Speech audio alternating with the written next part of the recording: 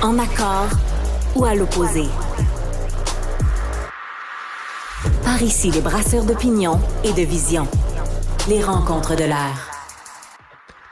Important remaniement ministériel à Ottawa. Là, ça vient de sortir. Écoutez, Anita Arnand, qui était à la Défense nationale, est rendue présidente du Conseil du Trésor. Pablo Rodriguez, qui était ministre des Transports, devient ministre des Transports.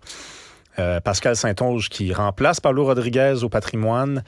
Beaucoup de changements. Le Québécois David Lametti, qui perd son ministère de la Justice. On en parle avec Patrick Derry. Qu'est-ce qui se passe? On a c'est un gros, là. qui est dans le trouble. Oui, c'est gros, mais écoute, moi, je vais m'intéresser un peu plus au fond des choses, puis ce que ça donne en termes de politique, mais là, on va faire une exception quand même pour aller du côté de la politique partisane, parce que c'est un petit peu particulier. Au-dessus qui bougent, moi, je regarde ceux qui quittent. Il y a quand même 7 ministres qui ont été démissionnés. Ils ont dit qu'ils ne se représentaient pas et qu'ils avaient été formidablement chanceux, privilégiés, heureux de servir le Canada, le meilleur pays du monde. Et là, je caricature même pas. Là. Ça, c'est l'extrait d'une vidéo un petit peu surréelle, tournée, diffusée sur les réseaux sociaux par l'ex-ministre des Transports, M. Alghabra. En anglais, exclusivement. Oui, écoute, lui, il parle pas français. Il y en a d'autres qui vont le faire en français, mais lui, il parle pas français. Mais écoute, c'est drôle parce que les élections, en principe, sont dans 2 ans. Au Canada, les élections sont aux 4 ans, à date fixe. En principe, évidemment, le gouvernement a tendance à tricher et à se faire des jambettes lui-même pour pouvoir aller en élection quand ça lui tente. Mais en principe, il reste 2 ans. Et là, t'as tout d'un coup 7 ministres qui quittent, puis il y en a 5 qui disent explicitement, moi, je quitte parce que je me représenterai pas aux prochaines élections. Mais écoute, moi, j'ai jamais vu ça. J'ai jamais vu ça. Normalement, un ministre quitte, il finit, c'est un ministre qui fait son travail. Il finit son mandat, puis c'est tout, c'est arrivé. Là, il y en a eu des ministres dans les gouvernements précédents, au Québec et à Ottawa. Tu arrives à un certain âge, où tu as d'autres intérêts, tu te représentes pas, tu finis ton mandat. Et là, tiens, je vais démissionner de mon poste parce que je me représenterai pas dans des élections qui ont lieu dans 2 ans. En tout cas, c'est pas tout à fait sincère comme explication. Oui, puis ça nous donne peut-être une petite idée de l'ambiance à l'intérieur du parti. Peut-être que ces gens-là, on ne leur a pas annoncé la nouvelle de façon très polie, de façon très courtoise. Peut-être que c'est un drôle de moment pour faire ça aussi. C'est l'été, Tu sais, à chaque fois qu'un ministre perd son travail ou qu'un député se ramasse juste député puis qui dit « je m'en vais », c'est beaucoup de gens dans son équipe aussi qui perdent leur travail. C'est déprimant aussi comme nouvelle à apprendre l'été. Mais là, qu'est-ce que ça veut dire exactement concrètement? On dit en coulisses que ça veut dire que Justin Trudeau se prépare pour une élection, veut une équipe solide. C'est pour ça qu'il a procédé à des changements dans des départements qui sont très précis. Est-ce qu'on s'en va en élection, ça veut dire? Demain matin, ce serait surprenant. Il y a des sondages qui sont extrêmement défavorables pour le gouvernement Trudeau, mais je pense qu'on est en campagne permanente du côté des libéraux et la façon de fonctionner, c'est plutôt que de respecter la loi et son esprit, comme on le fait au Québec avec des élections fixes aux 4 ans, on va aller en élection quand on va sentir que, écoute, on peut en tirer profit. Donc, le premier mandat a duré de 2015 à 2019. Ensuite, ça a été 2 mandats de 2 ans. Et ça ne devrait pas arriver normalement dans un pays où les élections sont à date fixe parce que c'est tirer profit de l'avantage que tu as comme gouvernement pour donner des jambettes aux autres. C'est la raison principale. En fait, c'est la raison pour laquelle les élections sont maintenant à date fixe. Là, les pays du Commonwealth étaient un peu sur un système, disons, un petit peu désuet. Mais c'est aussi, moi, ce que je trouve intéressant, c'est le diagnostic qu'on en fait à l'interne. On sait que le gouvernement Trudeau et les gouvernements modernes, le gouvernement de la CAQ au Québec est un peu comme ça aussi. Il y a un contrôle très, très, très serré des communications et tout se décide au bureau du premier ministre, les décisions aussi. Et c'est encore plus vrai à Ottawa selon de multiples sources et ça va même jusqu'à l'obsession.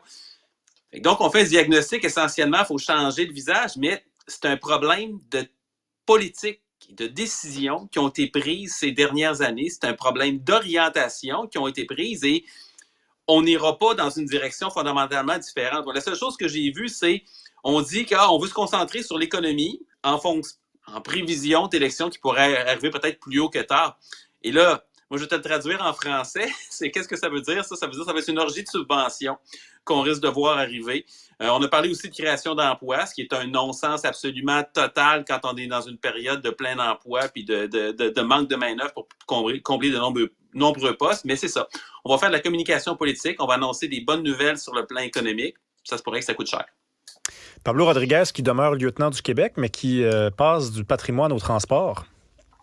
Oui, écoute, ça c'est drôle parce que je vais prendre une manchette. J'ai trouvé ça drôle comment c'était écrit. Tu sais, après s'être attaqué aux géants du web, M. Rodriguez s'apprête à prendre à bras le corps du dossier des transports. Et le terme attaque, oui, ben ça devrait être inquiétant un petit peu parce que, écoute, moi je fais partie de ceux qui trouvent que l'approche du gouvernement fédéral dans le projet de loi C-18 là, qui vise un peu là, aller rééquilibrer un peu les relations entre Facebook et Google, aller chercher des revenus. Bon, il y a un objectif là-dedans derrière qui est louable. Je ne suis pas sûr de la façon dont on s'y est employé, mais juste te rappeler le bilan, Rémi.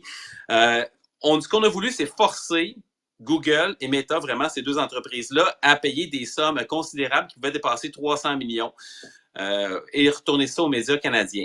Quel a été le résultat? Puis ça, c'est évidemment cette pénalité, en tout cas ce droit-là, c'était pour pouvoir diffuser des liens vers des sites de nouvelles. Fait qu'est-ce que Google et Facebook ont fait les deux? Ils ont dit, ben d'accord, on n'en diffusera plus de liens vers des nouvelles. Fait qu'est-ce que ça a fait? Les revenus qui devaient arriver comme la manne n'arriveront pas. Il n'y a pas de garantie qu'il va en avoir d'autres. Il y avait des ententes entre plusieurs médias au Québec, dont les journaux du groupe Capital Média, là, un petit peu partout au Québec, à Gatineau, Sherbrooke, Québec, Le Soleil, Le Droit et autres. Le Devoir avait des ententes aussi avec Facebook ou Google. La presse canadienne avait des ententes aussi. Le Globe and Mail. Fait qu'il y avait toutes sortes d'ententes qui étaient signées. Ces ententes-là vont partir aussi. Ça va coûter beaucoup d'argent aux salles de nouvelles. Et je te rappellerai qu'en Europe, Google, qui est un peu plus sympathique que Facebook comme citoyen corporatif, a signé des ententes, 1500 ententes, dans 15 pays, avec des médias locaux. Et on a comme ignoré ça ici. On n'est pas allé de ce côté-là. Donc, ça a donné quelque chose qui est un petit peu un désastre. Et là, on se dit, bien, parfait, félicitations, M. Rodriguez. Maintenant, on va t'envoyer au transport et poursuivons. Ah, mais ça, c'est rassurant. L'excellent, donc, Pablo Rodriguez qui arrive pour régler le problème des retards à Air Canada dans les aéroports. Non, c'est une bonne nouvelle. Écoute, 80%, ça c'est dans le journal de Montréal ce matin, tu fais référence à cette nouvelle. Depuis la mi-juin, c'est-à-dire ça fait un mois, 80% des vols en partance de Montréal ou Toronto ont été retardés ou annulés. Fait que c'est bon. 80%.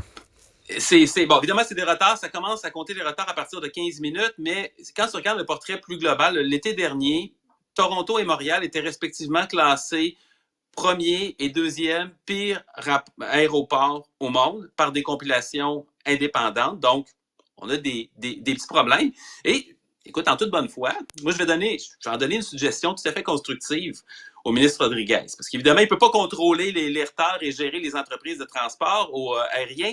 Mais un des problèmes qu'on a au Canada, c'est le marché des transporteurs aériens, il est fermé à la concurrence étrangère. C'est-à-dire que pour qu'une entreprise puisse opérer à l'intérieur du pays, ils doivent avoir une propriété majoritaire canadienne. Donc, c'est restrictif. En partant, tu as moins de concurrence. Et tu as certains transporteurs aériens qui s'aventurent ici. Par exemple, il y a des liaisons avec Air France, puis avec un paquet d'autres compagnies américaines, européennes, Japan Airlines et d'autres.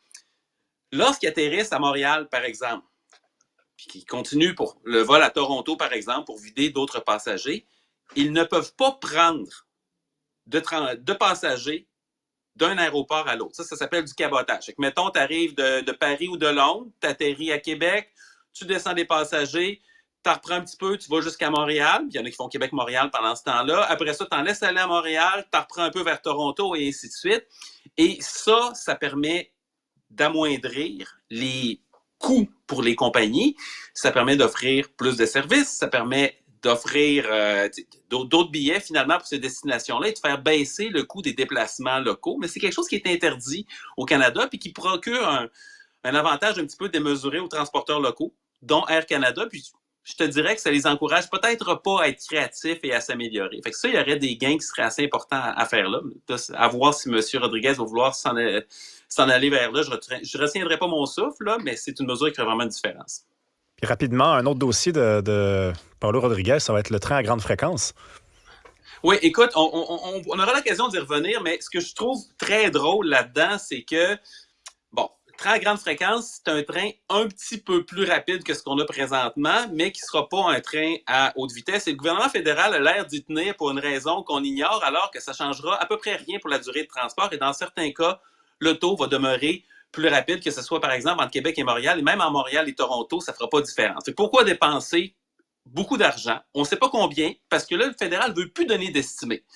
On sait juste que ça va être plus cher que le REM, fait que dans un ordre de grandeur de 30, 35, 40 milliards, on ne sait pas.